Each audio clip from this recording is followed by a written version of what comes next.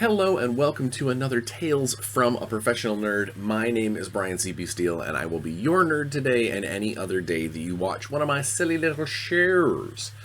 Hi everybody. It's been a great week. It's been a crazy week, but it's been a good week. First off, feeling great, sounding good. My voice is completely back. The con crud, even the remnants of the con crud I was dealing with last week are all gone. Everything is fabulous. Gone. Gone are the days of me coughing into the microphone. At least until the next time. So Week in Bryan. Let's just dive in. Personal, I just mentioned, I'm feeling way better. I've been going back to the gym with a little bit more gusto. The shin splint is healed. I don't even feel it anymore. I'm still going to take it easy on leg day and not do high-speed cardio. Just because I don't want to, I kind of really want to make sure that it completely heals, but I don't want to exacerbate it. But I'm going back to the old routines and getting back into it. The kiddo started his orthodontic journey this week. I had mentioned that he was getting braces. There's way more to it than that. He's got some dental surgery, and there's some stuff that has to happen, and he has started the preliminary on that. I had braces for a couple years when I was in high school, so I remember what this is like, but his journey is going to be harder than mine. I expect he's being real cool about it, and he's being very... I don't want to be like, he's being very brave. But he is really not letting the anxiety or the nervousness set in too bad. After getting the first spacer things in the expanders or whatever they were called, he had a rough morning. He woke up pretty sore, and I know that he's got more ahead of him, and it kills me. I'm gonna try not to cry. If you guys haven't seen some of my earlier episodes or watched any of my TikToks, I am a sap. I am an absolute emo kid, and as a dad, there's nothing faster to bring me to a blubbering mess than to think about stuff with my kid. Whether it's happy tears or sad tears, or in this case, worried tears. It'll happen pretty quick, so I'm avoiding that right now. But I just know there's going to be more down the road, and I feel very, very not bad, because it's going to be really good when it's done. But it's going to be rough, and I know it's going to be hard. And there's going to be lots of days where I am worried about how he's feeling. So. All of that. Let's see, anything else personal? Natalie had a really good time at her Disney girls trip. It's hard for her sometimes with her myasthenia gravis, her physical disability. It's difficult sometimes for her to go, and being around a bunch of people who are very capable of going. It can create a little bit of a separation between them, and she always worries about that she's holding people back, and there's a lot to it. I got into a Facebook conversation earlier this week about people who don't realize the other half of a disability. And the first half, of course, is the disability itself. The fact that Natalie cannot stand for a super long periods of time without her muscles giving out. She has nervous related seizures. There's a lot to it. Her eyes will eventually sometimes get very tired and droop out on her, and it looks like she's drunk or falling asleep. There's a lot to it, and that's just the illness itself. And then the other half is the mental taxation. The fact that she does she hasn't been able to work for several years. She doesn't have the juice to go like we did a decade ago. she worries that she's holding people back, or the things. Even last night, she was having a rough night last night with some nerve fire, basically, like where it's like almost a neuropathy. And she was really, really sad and upset, and saying, telling me, I'm so sorry, you didn't sign up for any of this.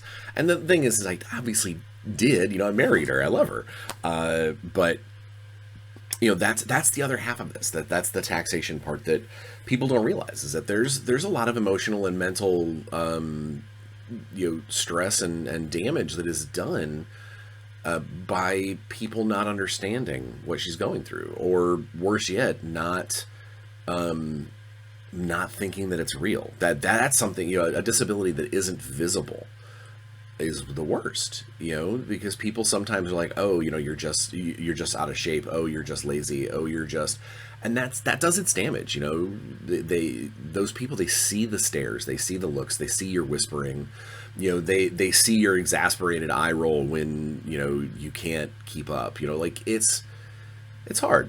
So I guess,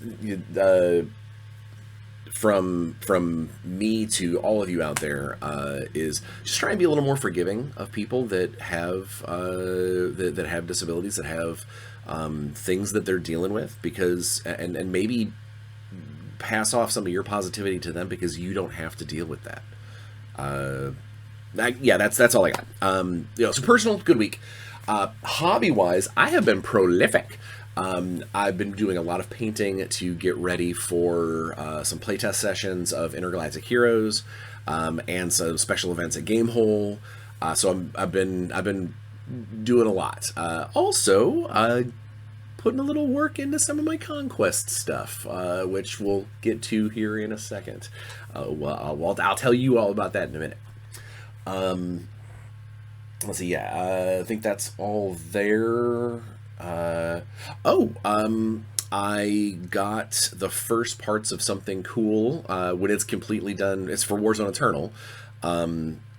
When it is completely done and assembled and ready to show off to the world, I will bring it on camera and show everybody. But I think it's going to be pretty cool, and it makes me very happy that things are coming along. Which gaming, let's do gaming real quick, because work, well, I'll talk a little bit about Warzone Eternal when I get into the work part of the segment. Work stuff, things have been great. Got some stuff sent off for Shadowrun.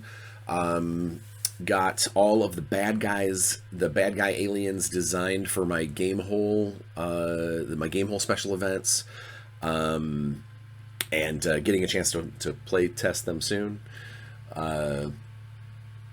Wait, did I just dive into work? I totally did. I said I was going to do gaming first.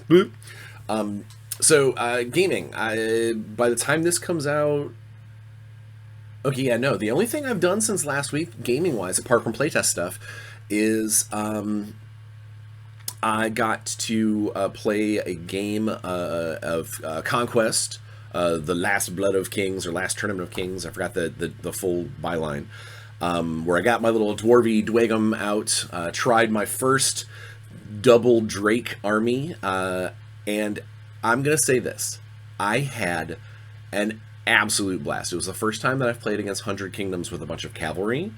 My friend Micah played against me. In fact, I'm gonna go on a little tangent here for a second. I got late at night on a Friday night. I got a message from, or Saturday night, sometime. I got a message from Micah that was like, "Hey, what are you doing tomorrow? You want to come over and play Conquest?" And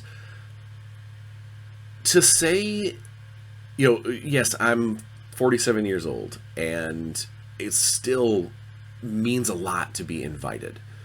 So it was cool. He reached out, specifically wanted to play against me. It wasn't like, hey, come over and we'll see what's going on. It was he had a plan. He wanted to do stuff, and we did stuff. And we had a good time. And I was able to. I actually had a free weekend that I was able to get away from the studio, get away from freelance work, and go play Conquest, and I had a blast.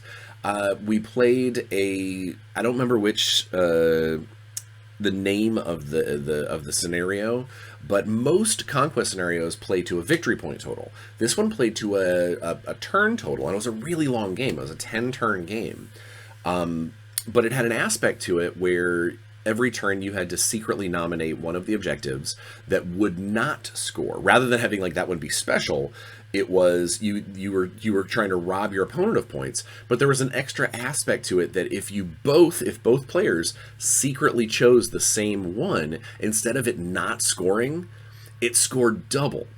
And it was such a cool little, the tiniest little thing that adds to the game. This like extra, oh, did I choose that one? Oh, I think he's going to go after that. There was very cool. We had at least one turn where I scored double on one. There was another turn where he scored double on one. There was one where he had thought I would think a thing, and I did a thing, and it fell perfectly into his trap. I mean, like it was an extra. It was an added element of like strategy that was almost like a objective based shell game. It was really, really cool. And we had a blast. It was two really tough armies fighting against each other. And on top of that, our dice were, his were hot at times, mine were hot at times, mine were like it seemed like a pretty good bell curve on dice rolls. So it was generally an average game that came down to decisions, and it came down to kind of linchpin moments. But one of the things that we accidentally did, it was totally by accident, around like turn 6 or 7, our friend Dan came in the room and asked what the score was.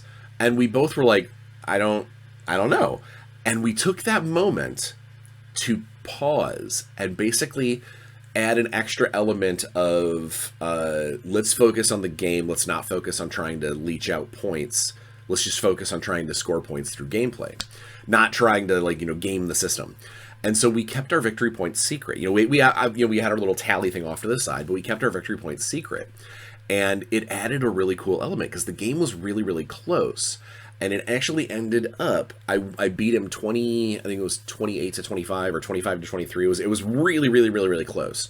And when we announced the scores, it was a big handshake and a high five. Because it was their models were dead all over the place. I had a second to last turn charge that really made or break. It absolutely broke his tactics, and it made my game actually continue beyond being murdered. It was really, really cool. And then Dan started laughing, and we were like, "What's up?" And he goes, "When I came down at turn 7, I checked your guys' score, and while I won, like I said, I think it was 25 to 23. While I won 25 to 23 after turn 10, at the beginning of turn 7, when Dan checked the scores in secret, Michael was winning like 19 to 18. So it was really close. It was a really, really close game. And it was fun. It was fun. It rekindled my love for that system. I really like what they've done with the new versions of the rules. Little things that have popped up here and there that for just the embetterment of game. It's solid. So much so that as soon as I get paid again, I need to pre-order my Stoneforged, which it's a really cool model, but I also want to get it on the table. I'm a sucker for big models, especially big models that aren't just point suck, that are just like he's a cool thing, but he's just gonna attract fire and die.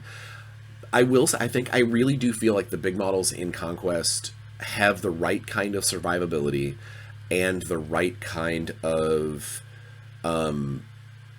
they're not dominating models. They dominate their activation, that when they work really well, but they're not the kind of thing. They're not like the old school 40k characters that like, okay, well, this touches unit goes away. Oh, you shot me, I can't die. It wasn't none of that. I lost my Fire Drake, the one with the cannons on the sides, and one of my sorcerers on it. I lost that, I think, at the end of turn 3. which, I was like, that was a moment. I was like, I failed a charge with my Iron Drake, which is the close combat one, and that meant, an entire turn of him just standing there growling and getting shot at. Like I really do think that if you are into fantasy regimental style games, Conquest is really, really, really tight. It's really up there, and the models are really fantastic. They're a slightly larger scale, so you can get good paint into them, but not such large. They're not so large of scale like Shatterpoint or Crisis Protocol, where your terrain doesn't work. It's again, I don't want to go on too long. The gaming segment is now over, but it was really, really good. So I look forward to playing some more here in a couple of weeks. Hopefully, maybe with a Stoneforged in tow, if I can make that happen, or whatnot.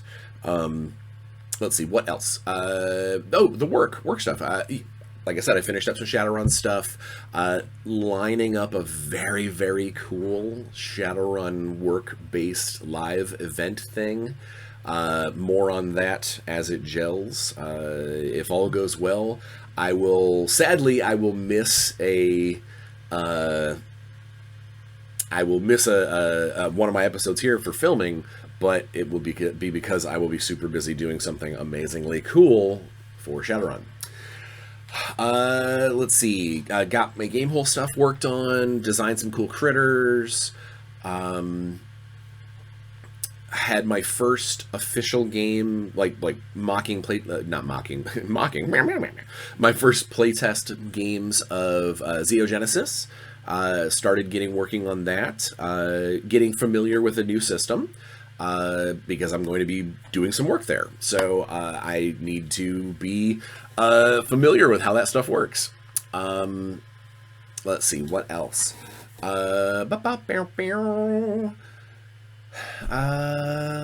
Oh yeah, Warzone Eternal.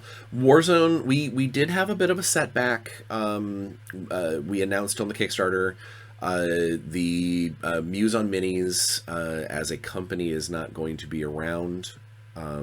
They are sadly closing their doors, which means that we had to, in an emergency and in a pinch, figure out how to make those acrylic tokens for our backers. The good news is that Alex has already solved the problem. It did mess with the timetable a little bit, but not dramatically so. Not like, it'll be next year now. It's just going to scoot things out a little bit further. And the models, the actual miniatures themselves, continue to flow into Alex's house. He showed me a picture of all the boxes he's got lying around. Here pretty soon, probably sometime in September, we will be getting together to start assembling boxes and things to get ready for the final shipping pack and pull once the counters come in. It's gonna be a lot, but it's very cool to see all this stuff coming together, and getting closer to being a thing. And speaking of being a thing, I have been told that the challenge coins / objective markers are from Norse Foundry for the tournament kit are in transit from China. So hopefully I will have those in hand to be able to show you guys and show that they exist. The tournament organizer patches that will go in the tournament kit, they are created and on their way. I will probably receive those in the next couple of days. If I get them before I record next week's episode, I'll show you guys one of those. The tournament kit itself is written. It just needs to be kind of proofread by some other eyeballs, and then get over to Heroic so they can give us the thumbs up that it fits their standards. My lovely wife is doing the graphic design on the award certificates, literally as we speak, on the other side of this house while I'm recording. Yeah, everything's coming along. A couple of digital sculpts in progress came across my email. Alex sent me a few things to check out and make notes on. I cannot say what they are, But I can say that they are, in at least one instance, it is the coolest version of these models that I've ever seen. In all the 30 years of Warzone, hands down, these are the coolest versions of these that I've ever seen. And I'm not being biased. I'm being absolutely 100% legit. These are sick ass models, and when they come out, I think we will have people buying them outside of Warzone just to use them because they are awesome. Got to do some playtesting of some weird stuff, things that Alex and I didn't have plans to put into the game super early, but made the decision that the game is going to go well. It's going to happen. It's going to be a thing. Let's go ahead and make some of the fun stuff. So getting some of those models on the board, or rather proxies, because the models don't exist yet, has been fun. Making a few tweaks to them. It always feels good when you find not a problem, but a recreatable loophole that you're like, nah, I need to seal this up. As a designer, it is always cool to find stuff that you go, taken care of, and that's what this has been. So I'm very happy with that. I'm very excited to see more of that come together. In fact, I think this weekend I have a very cool playtest moment. I'm putting two types of playtest models on the board that let's just say my opponent has been warned ahead of time that there is a very good chance that I may be having to tone some stuff down, but I want to make sure, so I had him build his playtest force. I was like, please bring something. Normally I ask my playtesters to try and make a force that feels right, rather than, unless they're specifically trying to, let's test this sniper rifle, or let's test this rocket launcher guy, or let's test this close combat dude, to try and make an army that they would make a force that feels like they would bring it to a tournament, not necessarily a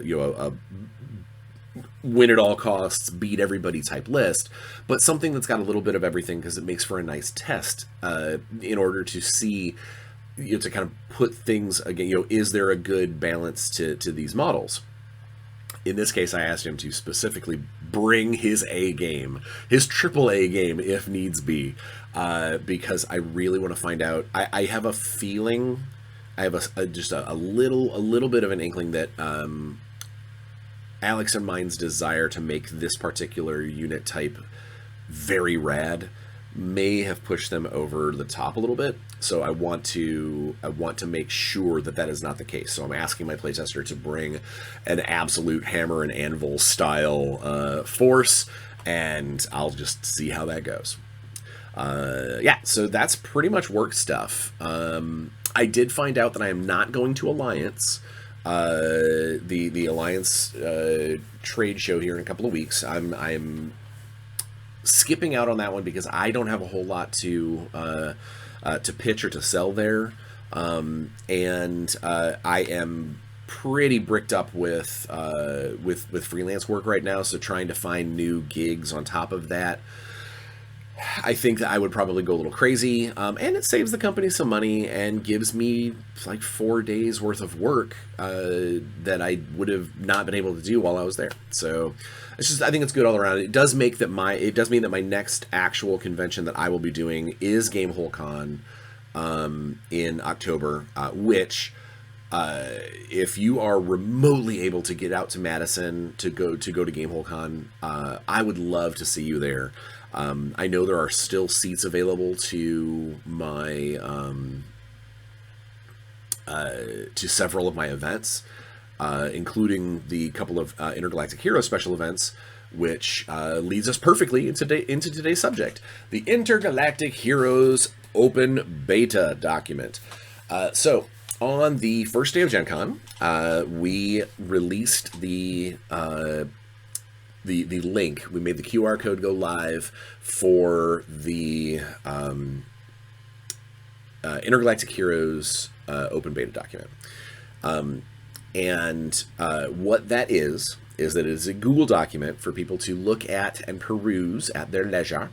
That is a truncated version of the player's guide. Basically, the manuscript for Intergalactic Heroes, or IGH, as we like to call it behind closed doors. The manuscript, I went through and I made a document based off of the manuscript, taking out some of the things that either they've already been fully tested through other games, or like we're super confident because it's just one shade away from something we're already doing with Everyday Heroes. Just a collective, I don't need to test this because we already know it works. And then we went ahead and made sure that we put in about, say, 3/5, maybe half of the professions and backgrounds, so people get a nice taste of what's coming. Put in a handful of the factions, so you can find out what membership feats are there. And then, some of the Starship stuff, how Starship events work. And then the classes, we put in, I think, 2 from each archetype, leaving a few mysteries for when the book comes out, and also for Patreon users and deeper playtesters that have signed up for actual structured playtesting. They have a little bit better access to things. But collectively, you have at least the first 5 levels of 12 different classes that are all unique to IGH. And we figured giving everybody the first 5 levels allows playtesters, people who want to get a good feel for the game, to make characters, get started, play a little bit, maybe even start a small campaign. And then by the time that the book itself, the actual book, is finalized, after it goes to crowdfunding and is completely published and out in the world, that means people will be able to have, maybe they'll have 4th or 5th level characters ready to just keep going, because now they have the rest of the rules for the stuff, for the remainder of their classes. Or maybe they'll start over because they see new things that they're like, ooh, I want that. But the open beta document, what it really is a way for us to show the world, and anybody else who's interested, just what kind of scope, what we're looking at trying to create when we talk about making this new game. Because this is the first time, Evil Genius has the Everyday Heroes line, and we have all these cinematic adventures that attach to Everyday Heroes. We have the Vault, which attaches to Everyday Heroes. This is the first time that we've created a new core rulebook. Basically, while it is compatible with Everyday Heroes and they play nice just fine, it is a separate game insofar that it has its own origins. The core book has its own description of all the rules. So that way you don't have to have Everyday Heroes in order to play Intergalactic Heroes. All you need is the IGH Player's Guide.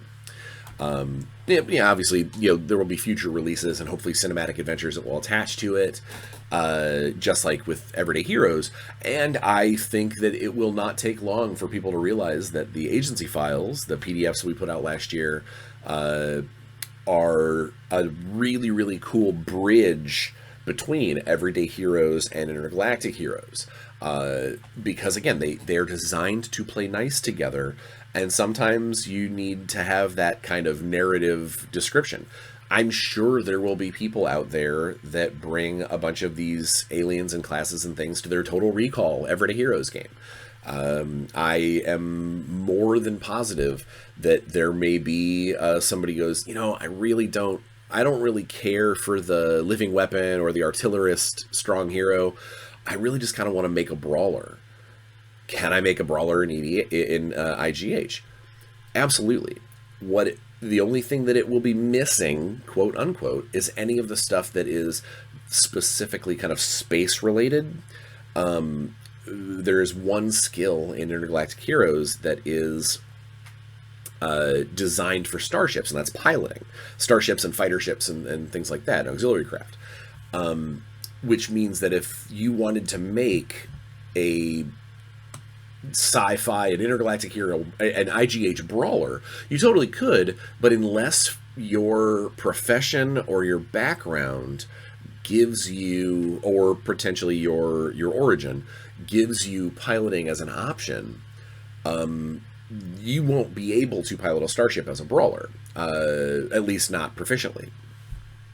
Now, that being said, there's a it's extremely easy to find a way to add that skill. There are several professions, pilot, for instance, that you could easily grab that and go, oh, okay, cool, now I'm proficient in piloting.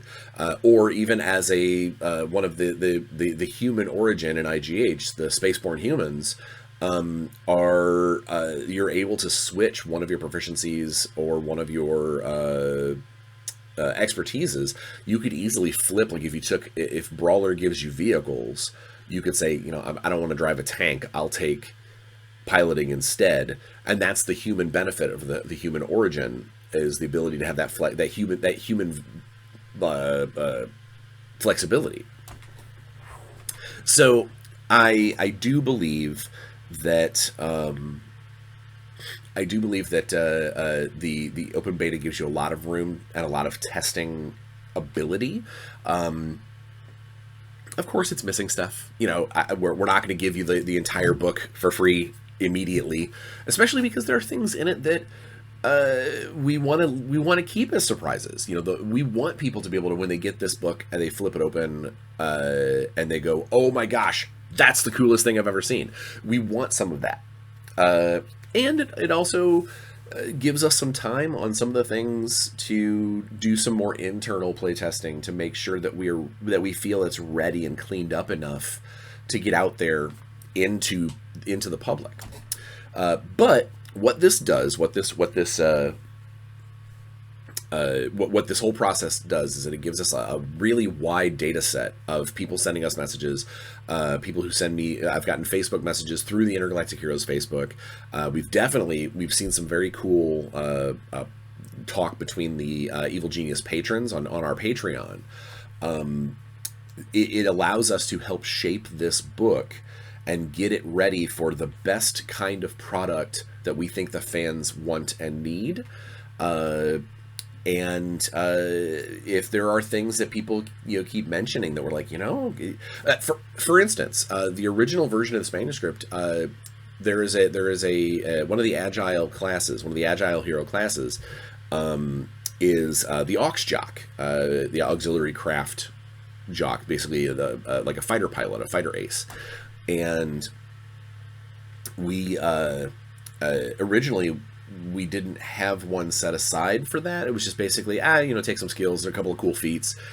And overwhelmingly, we had a bunch of people in the early internal playtests that were like, no, I really want a class that's designed for it. I really want this to be something, I want to be able to be the guy from Last Starfighter. I want to be Han Solo, even though he's flying something that's not an Oxcraft, but you know what I mean? Like, they want that, Poe Dameron, they really want that fighter pilot feel, where I can do something that just somebody with a high dex can't necessarily do.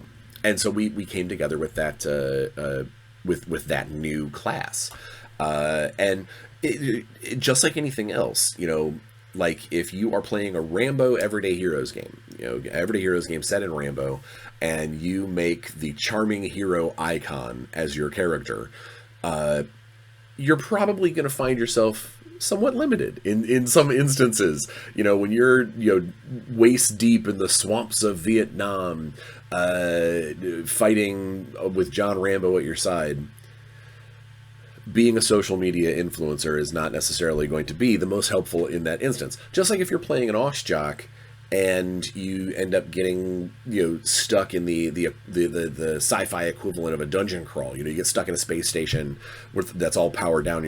Several of your abilities are designed in a different, no pun intended, in a different atmosphere. But the opposite is true. That super, survivalist gun bunny character, when it's time for you to hop in your superior your Knightian made superiority air fighter and go strafe a column of tanks, you are going to be like, I got this. I'm going to go soften them up. And you are suddenly, the spotlight's going to be put on you, and you are going to be Maverick from Top Gun for a short period of time. And that's what these games are all about, is to make really cool moments, to create spotlight events for each character to shine. And we really wanted to make sure that was the case. And getting this document out for people to look at and see things, we're already starting to hear some of the ideas that people are having, some of the characters they want to build. The internal playtest team, which you can actually sign up for if you go to our Discord and ask to be part of. You will have even better access to Intergalactic Heroes stuff.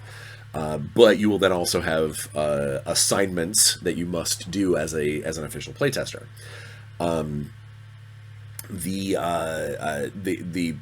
playtest team already has made characters and are going to start being put through particular scenes to test, to ask them to try and put themselves through the ringer, see how things are going.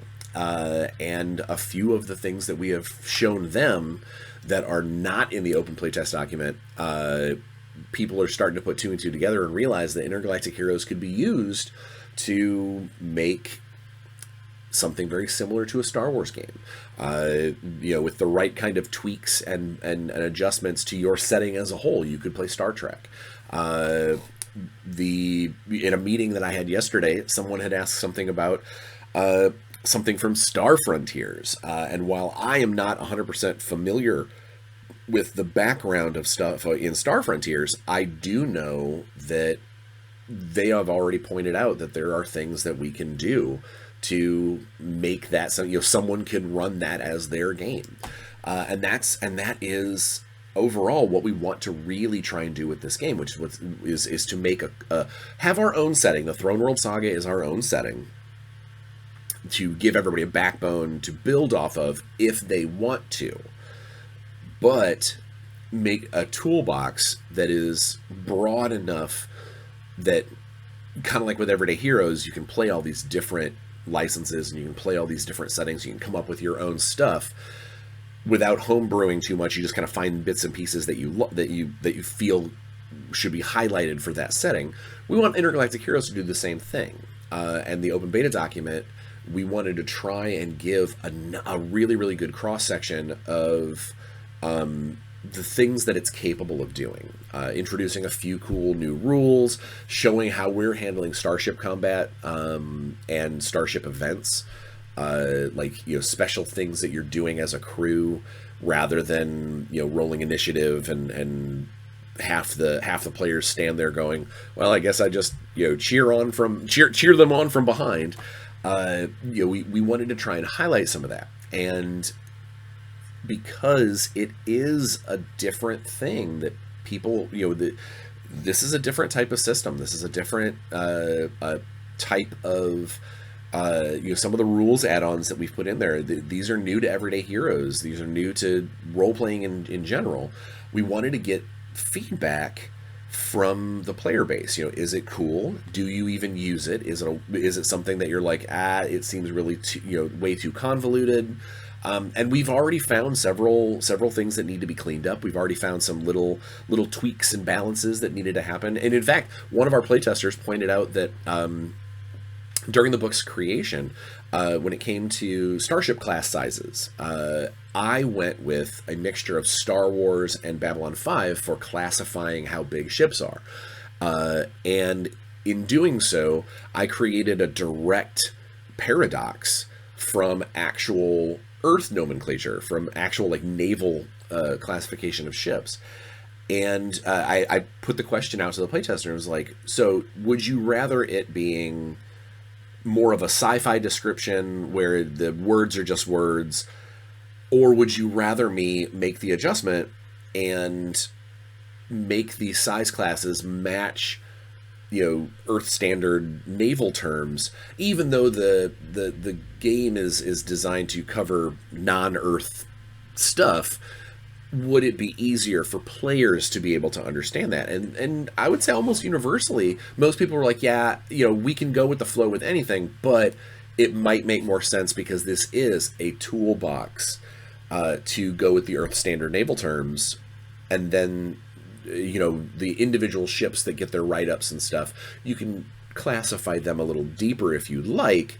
They could call their cruiser a destroyer or whatever, but in and of itself, that's not the rules itself. Let's go ahead and stay with Earth standard. And so we made the adjustments, we made the tweaks, and it again, game rules wise, it functions just the same. It's just a bunch of nomenclature that people were having a little bit of a sticking point on. So we make that adjustment. It is already proven to open up the doors and to let people see this document and let people talk, see what they, what this game is capable of. It has already solved a few problems, cleaned up a few wordings of things, pointed out one thing that was just blatantly wrong. And it's a process, and I'm super glad that we made the decision to do this. Now, of course, it is also complete honesty and transparency here. It's also a marketing tool, to get people excited about the game, but also it lets us not advertise, but through people finding the game and wanting to know more, they can then come to our Discord, they can come to our Patreon, they can come to our Facebook groups, and become more involved to whatever degree they wish to do. But it allows more engagement, it allows more when I have something cool that I want to tell people about, like this episode, for instance, I'll be posting it on social media, and I'll be posting it in our Intergalactic Heroes group, because a lot of this information, some of them might already know, but that one person who randomly came here through this or through another resource, so maybe they scan the QR code at Gen Con. We want that information to be out there. We want people to be absolutely ready to rock and roll when we go to crowdfunding early next year. Not just because the money is nice and all that stuff, but it allows us to adequately and reliably stick to a schedule on a product, create the best product we can. We just negotiated a really cool deal with the primary artist who will be doing our alien races and a bunch of the stuff in the bestiary. So again, it's just, it's part of the process. It's a step toward making this final amazing product. And I for one, I've been working on this now in one form or another for almost 2 years, and I am, no pun intended, over the moon to see this come together. And as it's starting to gel, and as it's starting to take shape, and as playtesters are starting to say, man, that's cool, I love this, it means a lot to me, because it is what we have worked through, all the hard stuff, all the valleys of the hills and valleys, all of the hiccups, all of the setbacks. It makes it all worthwhile. And once this book and this line starts to come together and become more of a thing, it will even be more so. So I'm super excited. Not soon, but probably maybe sometime next month, or maybe in October, I will probably dedicate an episode to talking about the Throne World saga, specifically our IP, our setting that we're putting in as the backbone of Intergalactic Heroes, and the hope is that getting people talking about it, getting people excited about our world and our setting will just be icing on the cake. Intergalactic Heroes at its core, I want you to play Star Wars. I want you to play Star Trek. I want you to find the weird, obscure So, I want to play Screamers, the sci-fi horror show with the robots that dig under the ground, which I'm going to make a note of that to make stats for Screamers. But I want that to be something that Intergalactic Heroes can do. On top of that, I want people to really fall in love with the Throne World Saga, because we are going to be doing a lot more with that down the road. It will always be where the roots of Intergalactic Heroes came from, and my dream goal, my goal is just like when I helped create the Iron Kingdoms for Privateer Press, fleshing out a bunch of their stories. I worked with Babylon 5 and Conan and stuff with Mongoose. Anytime I get an opportunity, my entire career with Dark Age, where I get to help craft the narrative and craft the story, there is almost no better feeling professionally when I hear people, or I see a thread on Facebook or whatever, people talking about my narrative in a way that they're the same ways that when I was a teen, we would sit around and talk about what the next big Star Wars movie was going to have. What is this going to be? I would love, oh my gosh, if there was ever a Throne World Saga related podcast, we're talking about that, I would faint. Woo, I would swoon. But the goal here is to give players everything that they need to enjoy their time at the table, and give game masters everything they need to build whatever narrative they feel, or sink their teeth into our own and build their own stories based on ours. All of that stuff is just the goal here. What we want as a final product. And the open beta document is just it's the first step towards getting that. So if you haven't seen it, I put the link in the description of the video. Give it a shot. Give it a look. If you want to know more, click on the links that are in the document to go to our Discord, to go to our Facebook group. Heck, become one of our patrons. You'll get to see some cool stuff and get free stuff. We're really trying to turn this into I don't want to say Everyday Heroes will always be our flagship product. That was the thing that started this company. It's the thing that everything kind of goes back to and roots to. Sig and Goob did an amazing job putting that game together, and it shows. But it does not mean that Intergalactic Heroes and eventually Everyday Arcana will not become like the other hands on the other lions of this Voltron that we're creating. We're well on our way to seeing that first additional core line manifest. So I would love for you guys to be a part of it, and being part of the conversation here on YouTube and in the various socials. And let's have you be part of this. But until then, be safe. Wash your hands. Don't lick doorknobs. Wear a mask if you have to. Get your shots. Wash your damn hands. And just try and leave every room a little happier than when you got there. And I think the world would be a much better place. We will see you next week with a very cool unboxing of something neat that Steamforge sent me. And have some fun and play some games. Because I will. See you next week.